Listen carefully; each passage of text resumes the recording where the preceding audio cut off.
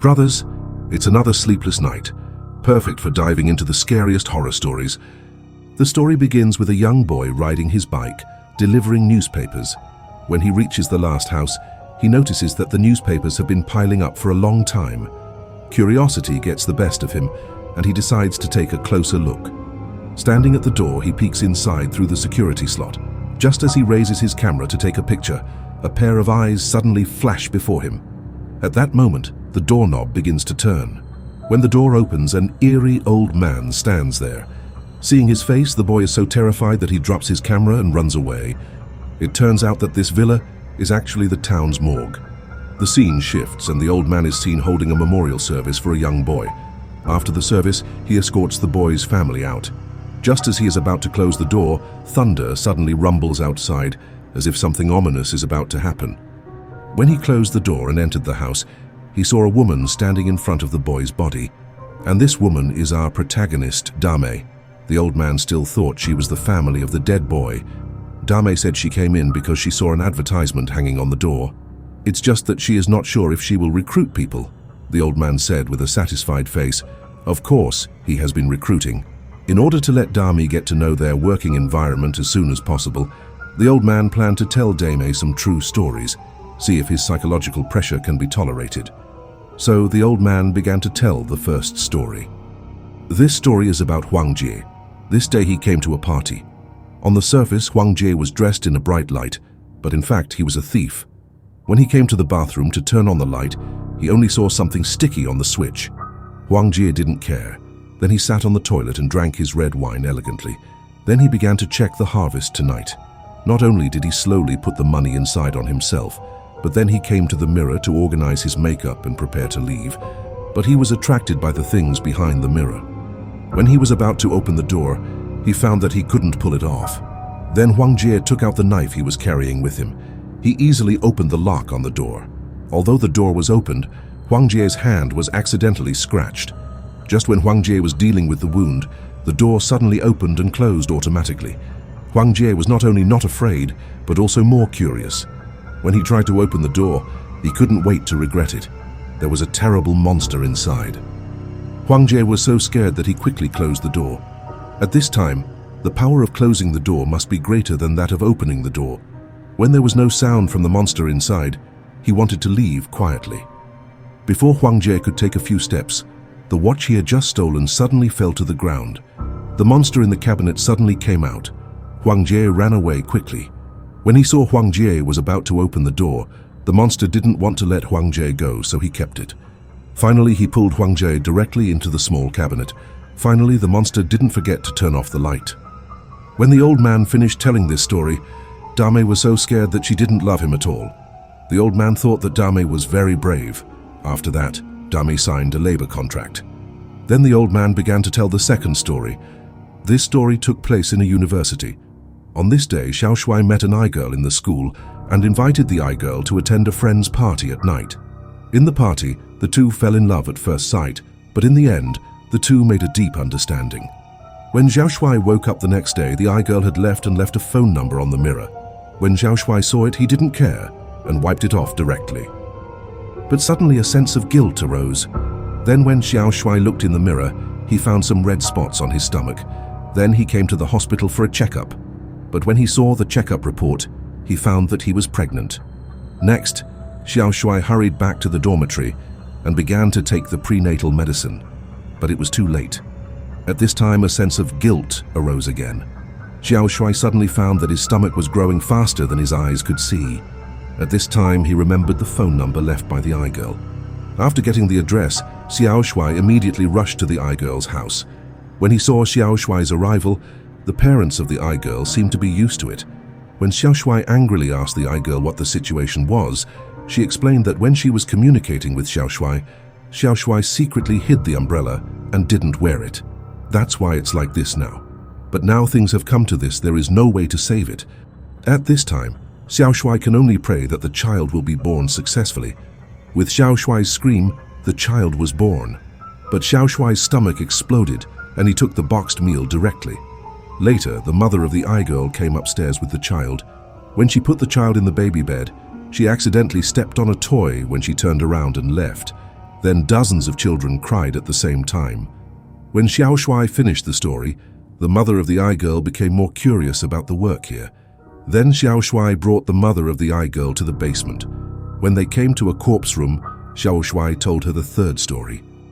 The story is about the bearded man who takes care of the plant's wife every day. At this time, he's been taking care of his wife for more than 10 years. Until one windy night, when the bearded man went home after buying vegetables, he met an old woman in the same building at the door. The old woman talked to the bearded man about his wife's death for no reason. When he talked about his wife's death, he began to travel around the world to see all kinds of beautiful scenery. And he had no burden and responsibility. He had never lived happily like this. When the bearded man finished listening, the evil thoughts in his heart gradually arose. In order to take care of his wife, the bearded man had already gone bankrupt. The next day, the doctor came to check on his wife. He asked the doctor to prescribe some painkillers for his wife. After that, the doctor specially arranged for the bearded man not to overuse it because the effect of the medicine is very strong. If you overuse it, you will die directly. When it came to dinner, the man made a table full of good dishes for his wife. At this time, the bearded man wanted to give his wife a gift, which was his wife's favorite basil. After that, he took out the painkillers and poured them directly into his wife's food. Then he began to feed his wife, but suddenly his wife grabbed the beard with her hand. Seeing his wife's reaction like this, the bearded man thought that his condition had improved. Then he quickly used an emergency method to let his wife spit out the medicine she ate. Just when the bearded man regretted next to him, his wife suddenly lay on the table. When the bearded man lifted her up, the basil spit on the table directly pierced his wife's head. The bearded man was afraid that things would be exposed, so he immediately brought a wooden box. Due to the size of the box and his wife's dissatisfaction, he wanted to cut off his wife's legs. When he was about to do it, he cut off his wife's legs without hesitation.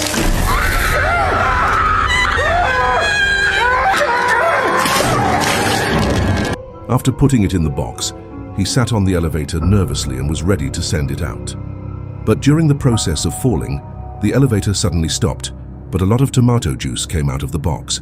Just when the bearded man didn't know what to do, the box suddenly opened and the elevator began to fall rapidly. When the bearded man looked out through the mirror, he saw the beautiful time with his wife. Suddenly the elevator was like losing gravity. The bearded man floated up directly and his wife stood up from the box. He also put on a wedding ring for the bearded man. He wanted the bearded man to keep his promise when he got married, that he would never leave his wife no matter what. The third story ended. Then the bearded man brought his wife to the stove and was about to set fire to the boy, but suddenly his wife stopped the bearded man. At this time, he told the truth. His wife was not here to apply for marriage. She was the boy's nanny before. The boy's death was also his own responsibility. Just because he felt very guilty, he wanted to come and see the boy for the last time. Then he told the boy's story to the bearded man. One night, the beautiful girl saw the sleeping boy, and she twisted the collar in the kitchen. When she came back, she found a man sitting in the room. The beautiful girl ran to the kitchen, took a kitchen knife to protect herself. In a twist, the man suddenly appeared in front of her. The knife fell directly on the ground. Looking at the man with blood all over his face, the beautiful girl was very calm afterwards. She consoled the man kindly and wiped his wounds, but the man suddenly changed his temperament and grabbed the beautiful girl's hands. At this time, a phone message rang. The owner of the house told the beautiful girl in the message that a mentally ill patient had run out, and he was a lunatic who liked to separate children. He asked the beautiful girl to lock the door and wait for him to come back. When the man was looking around, the beautiful girl took the opportunity to put the man's hand into the meat grinder. Because the beautiful girl's strength was too small, the man kicked her out with one foot. Then the man ran to the room to look for the boy. When he came to the room, he found that the boy was not in the house. Angry, he fought with the beautiful girl who had just arrived. In the end, the beautiful girl was still not as good as the man, and she climbed out. In the end, she was still caught by the man. When she was about to eat, the beautiful girl said, "You are not a murderer." When the man heard this sentence, his heart broke instantly, and he let go of the beautiful girl. The beautiful girl took the opportunity to push the man down the stairs. Then the beautiful girl walked to the man, picked up the TV and threw it at him. When the owner of the house came back, he only found the man dead in the living room, and he searched every corner of the house and did not find the beautiful girl and the boy. At this time, the oven suddenly rang. When they opened the oven, they found that their child had appeared in the oven. The man who had died was the nanny. The beautiful girl was the lunatic who had escaped from the mental hospital. The reason why the beautiful girl told the old man this story was because she wanted to buy back her possession in time. This possession was the boy's teeth. After the story was over, the beautiful girl stabbed the old man. She just wanted to leave, and the old man laughed strangely and said that this job would be yours in the future. The beautiful girl felt bad and ran out immediately. But no matter how hard she ran, she couldn't get out of the house. At this time, countless children who had been killed by her turned into ghosts and were crazy about the beautiful girl. Finally, the old man opened the door of the living room. When he took the courage to go out, it was as if he had been released. Then he turned into dust and disappeared. After that, the beautiful girl became the owner of the living room. The video ends here. If you like it, don't forget to like and follow. See you next time.